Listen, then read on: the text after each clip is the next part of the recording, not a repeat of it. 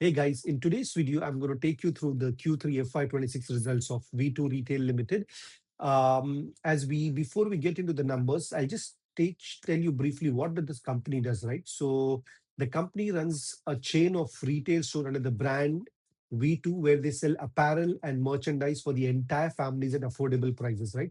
So their target is value fashion chain. So that's where their focus is. And that is the reason why they primarily operate in tier 2 and tier 3 cities, and they are expanding to certain rural areas also.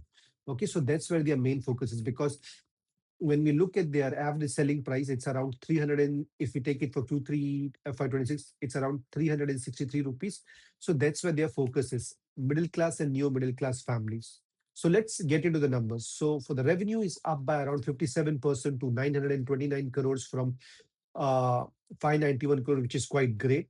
PAT is up by 100% to 102 crores from 51.2 crores, and the EPS is up by 89% to 27.99 rupees from 14.8 rupees. But one thing I want to highlight in the profit after tax, we need to understand that there's an exceptional gain of 27.7 crores, which needs to be excluded. If we remove that, then the actual PAT growth is around close to around 60 to 62%. So that's what the actual PAT growth is. And this is very important for us to remember and take into consideration. Is why? Because in the future, when we are comparing Q3 FY27 with Q3 FY26, we need to look at the actual PAT growth, not the PAT growth, which got inflated due to the exceptional gains, right? So let's look into the operating margin. Their operating margin remains stable at 19%. Their PAT margin improved from 8.6% to 10.9%.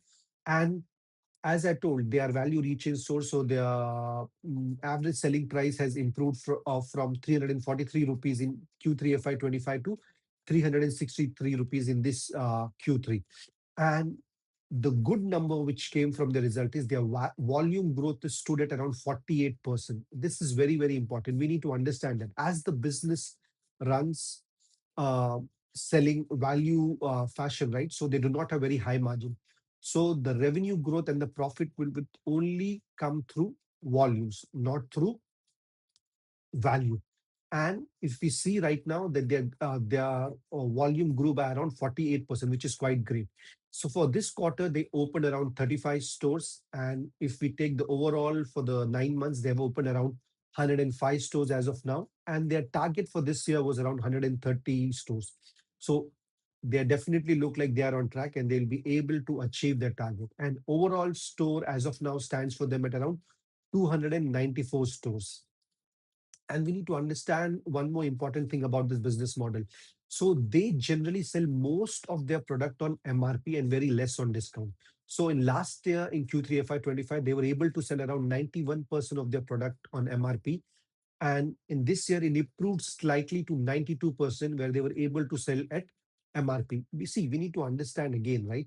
As they sell at a very affordable prices, if they give more discount, their margin will be affected, their PAT will be affected. So that's why they have to ensure that they're selling most of their products as MRP to ensure that their margins are stable or keep growing, right? So let's look at their same store sales growth. So if you look at the number alone for this quarter, it might look very bad, which stands at 2%. But we need to understand that compared to last year, where the festivities came in the Q3 season, this year it came into Q2 season.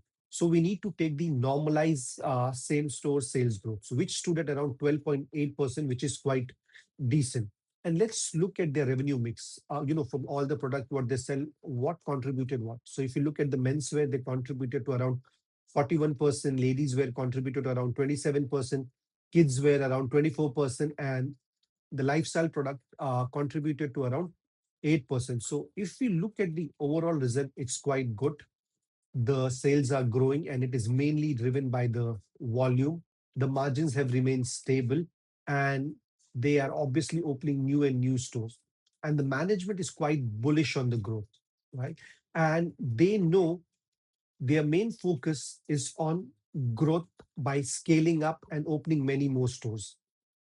They are planning to open around 150 stores in FY27, because they very well know, right? The only way they can generate more revenue and more profit is by selling more and more product, because their business is completely volume driven and not value driven. So whenever we are analyzing a company, we need to understand that, right? Whether the sales and the profit are driven by value or volume. That becomes very important, right? And I'm definitely going to make another video talking about volume and value growth and how it is important. So thank you for watching this video. I hope you liked it and this was helpful to you. Thank you and God bless you.